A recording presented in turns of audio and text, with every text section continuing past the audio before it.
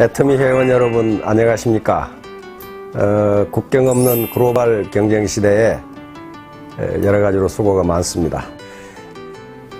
그런데 저는 개인적으로 이 애터미 사업자분들 또 애터미 회원분들이야말로 이 시대의 애국자라고 생각하고 있습니다.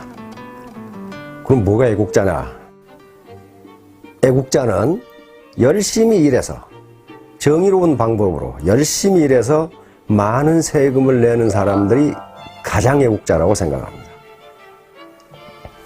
만약에 우리가 성공해서 많은 세금을 내면은 국가는 그 세금을 가지고 국방을 하고 치안을 하고 행정을 하고 외교를 하고 등등 국가를 경영하는 데 필요한 모든 공무를 수행함과 아울러서 사회적 약자들에게 이전 소득을 또 제공해 줍니다. 그렇게 되니까 우리 사업자들이 스스로 성공해서 많은 돈을 벌어서 그리고 많은 세금을 국가에 낸다면 그보다 더 애국자가 없습니다. 그런데 우리 사업자들은 자신의 성공뿐만 아니라 파트너들의 성공까지 후원해 준다면 얼마나 큰 애국자입니까? 현재 우리나라에서 가장 지금 큰 골칫거리가 일자리 문제와 소득 분배 문제입니다. 그런데 이 일자리 문제와 소득 분배 문제는 선진국들도 골치를 앓고 있는 문제이고 어느 누구도 주장만 하지 그 대안이 무엇인가에 대해서는 전혀 어떤 대안을 제시하지 못하고 있습니다.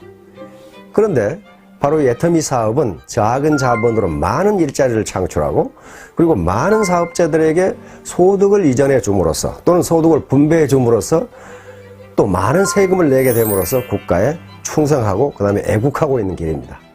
그런데 우리가 이 사업을 해서 애터미 사업을 해서 성공하려면 어떻게 해야 되느냐 하는 문제가 있어요. 가장 중요한 것은 고객을 설득하고 또 신규 사업자를 설득하는 문제입니다. 퍼세션, 설득하는 문제예요. 설득은 무슨 거짓말이나 허풍이나 또는 강요에 의해서 되는 것이 아닙니다. 그러면 고객을 설득하려면은 어떻게 해야 되냐 하는 문제가 있어요. 특히 이 애터미 사업은 설득 산업 중에 설득 산업이에요. 우선 우리 애터미 제품을 사용하도록 소비자 또는 고객을 설득해야 하는 일뿐만 아니라 신규 사업자가 사업을 할 수 있도록 설득을 하지 않으면 설득에 성공하지 않으면 그 누구도 성공할 수가 없습니다. 그래서 설득이야말로 가장 중요한 사업 성공의 수단이라고 할 수가 있습니다. 그럼 설득을 어떻게 할 거냐 하는 문제예요. 예로부터 그러니까 지금부터 2300년 전에 고대 그리스의 철학자, 고대 히랍의 철학자 아리스토텔레스는 수사학, 레토릭이라는 책에서 설득의 세 가지 수단을 제시합니다.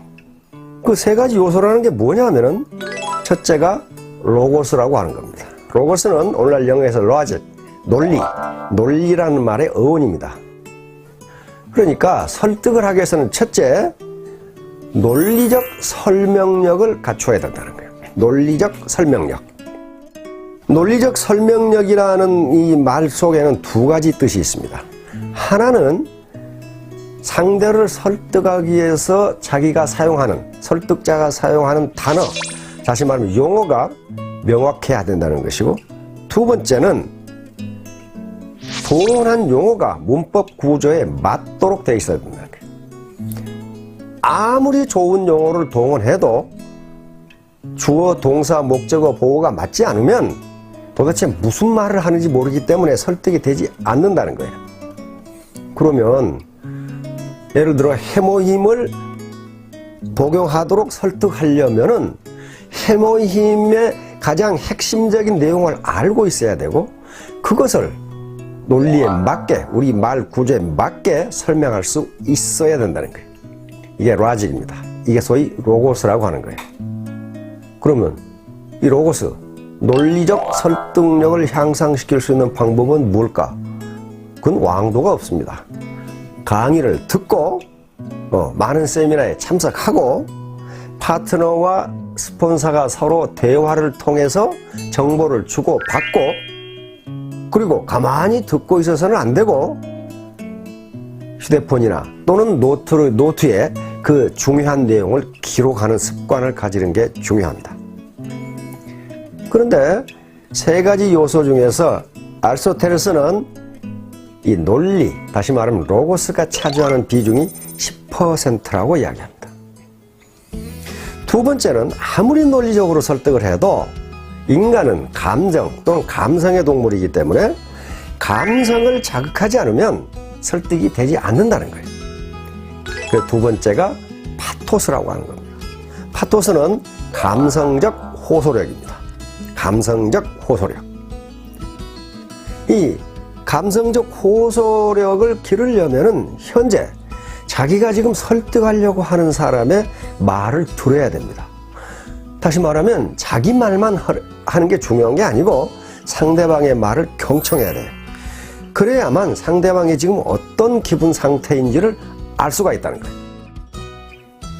기분이 좋은 상태인지, 즐거운 상태인지, 슬픈 상태인지, 기분이 나쁜 상태인지를 알아야 그 분위기에 맞게 논리를 전개할 수가 있다는 거예요. 그래서 아리스토텔레스는 설득의 3요소 중에 로고스가 10% 그리고 파토스가 30%라고 했습니다. 그러니까 로고스보다 논리적으로 이야기하는 것, 설명하는 것보다 상대방의 감정을 이해해 주는 것이, 또 상대방의 감정에 맞게 이야기하는 것이 3배의 효과가 있다는 얘기입니다. 30%. 그럼 남은 60%가 남아있죠. 이 60%가 뭘까 하는 거예요. 이것을 아리스토텔레스는 에토스라고 했습니다. 에토스는 그 사람의 인격이나 품성에서 우러나오는 인간적 신뢰감입니다. 즉, 그 사람을 믿을 수 있느냐 하는 문제예요. 아무리 논리적으로 얘기하고 아무리 감성을 자극해도 그 사람을 믿을 수 없다면 전혀 믿지를 않는다는 거예요. 따라서 설득을 하는 데 있어서 가장 중요한 요소가 그 사람의 평상시 일상생활에서의 생활 태도라는 거예요. 그 사람이 어떤 사람인가 하는 게 가장 중요하다는 거예요. 만약에 그 사람을 인간적으로 믿을 수 있다면은 논리가 좀 딸리고 또 감성적 호소력이 좀 떨어지더라도 믿는다는 거예요. 그러나 그렇지 않으면 아무리 논리적으로 설명하고 감성의 호소에도 믿지 않는다는 겁니다. 그래서 설득에 있어서 가장 중요한 게 그 사람의 인간성이라는 거예요. 인간성. KBS에 진품명품이라는 프로가 있습니다. 굉장히 전 즐겨보는데요. 한 번은 얼른 봐도 아주 명필의 그 유목이 나왔어. 글자가 나왔단 말이야. 글자가. 뜻도 좋아요. 논어에서 나오는 글자예요. 근데 거기에 낙관이 없어. 도장이 안 찍혀있으니까 누구 건지 몰라. 그러니까 그걸 소장한 젊은이가 그걸 들고 왔어. 이게 누구 거냐. 보니까 내용도 좋은데다 글씨도 기가 막혀. 명필이야. 그래서 이제 저 패널들이 적어내죠. 1,000만 원, 2,000만 원, 3,000만 원. 막 계속 나와. 그런데 가격이 얼마가 나왔냐 하면은 제로. 딱 나왔어. 제로. 근데 통상 아무리 가품이라도 10만 원을 줍니다. 뭐 때문에? 표구 비용으로. 그래서 아무리 가짜라도 표구 비용 10만 원을 쳐주는데 이건 말이지. 이렇게 명필인데 가격이 제로가 딱 나온 거예요. 깜짝 놀라가지고 패널들이 가짜입니까? 그러니까 아닙니다. 진품입니다. 아니 진품이 어떻게 가격이 제로입니까? 이완용의 글씨입니다. 그 글 내용이 아무리 좋고 아무리 잘 썼어도 그걸 쓴 사람의 인품이 형편없다는 말이에요. 그러니까 제로. 자판에 마이너스가 없어서 마이너스를 못 썼습니다. 다시 말하면 입으로는 당신을 성공시켜주겠소, 가정경제를 어떻게 하겠소, 이렇게 감언 이설을 아주 아름답게 이야기하는데 속은 시커멓다면은 진정성이 없는 거예요. 진정성이 없는 거예요. 그건 가짜예요. 가짜는 가격을 쳐주지 않습니다. 대구의 아줌마가 어디 헌책을 하나 들고 덜렁덜렁 들고 왔어. 무슨 책인지 몰라서 감정을 받으러 왔어. 보니까 책에 뭐 낙서가 돼 있고 그래. 그런데 그 조그마한 얇은 책인데 그 감정가가 1억이 나왔어. 1억이 나왔다. 전부 깜짝 놀란 거야. 어떻게 저기 낙서된 책이 누군가 글씨를 써놓고 동그라미를 해놓고 책으로 보니까 그렇게 생겼어. 저게 어떻게 1억일까? 뭐 별 두껍지도 않은데. 근데 심사위원이 하는 말씀이 이 책은 이태계 선생이 보신 책입니다. 이태계 선생이 본 거야, 그걸. 그리고 그 낙서도 이태계 선생이 해놓은 거야, 그걸. 그러니까 그게 이태계 선생의 인품 때문에 그 낡은 책이 1억이 나온 거예요. 1억이 나왔어. 그러니까 똑같은 책을 봐도 이완용이 본 것과 이태계 선생이 본 것은 다르다. 뭐가 다릅니까? 그 사람이 인품이 달라요, 인품. 자, 오늘 이 로고스, 파토스, 에토스에 대해서 말씀을 드렸는데 그 개념이 무엇인가 그거 몰라도 돼요. 하나만 아시면 됩니다. 진정성이 있어야 된다. 오센티시티, 진정성. 20세기는 기교 시대 그리고 기술 시대였다면은 21세기를 진정성의 시대라고 학자들은 이야기합니다. 이제 기업이 진정성이 없으면은 아무리 좋은 제품을 만들어도 고객은 그걸 사지 않는다, 좋아하지 않는다는 거예요. 그래서 지금 현재 기업의 거의 모든 대부분의 광고가 특정 제품을 선전하는 것도 있지만은 대부분은 기업 이미지 광고입니다. 진정성을 알리는 거예요. 애터미 사업의 성공 여부는 새로운 고객 그리고 새로운 사업자의 설득이 성공하느냐 여부에 달려 있는데 그것은 어떤 기교 문제가 아닙니다. 이건 진정성의 문제예요. 진정 나는 당신을 위해서 당신이 잘 살았으면 좋겠고 당신이 성공했으면 좋겠고 당신이 원하는 바를 이루었으면 좋겠다. 나하고 같이 내가 당신을 진정 돕겠다.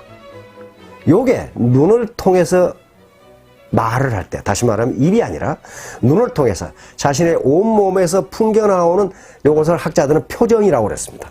그 사람 몸에서 풍겨나오는 바디랭귀지가 그렇게 이야기할 때 설득에 성공할 수 있다. 그래서 처음만 가지고는 안 되고 자꾸 만나야 된다. 사람은 자꾸 만나면 좋아진다. 즉 정이 들어서 자꾸 만나는 것이 아니고 만나다 보니까 정이 든다. 자, 사업자 여러분, 우리 애터미 회원 여러분, 자, 무한경쟁 시대에 여러 가지로 수고가 많습니다. 특히 제가 보니까 여성 사업자들은 1인 5역을 하는 경우가 많아.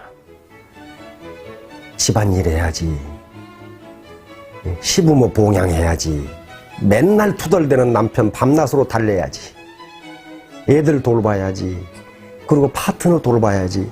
1인 5역이에요. 얼마나 힘들겠어요. 그러나 이런 것들이 모두 진정성을 가지고 하면 즐거운 것이 될 수가 있습니다. 사업자 여러분, 그리고 애터미 회원 여러분 모두 성공하시기 바랍니다. 감사합니다.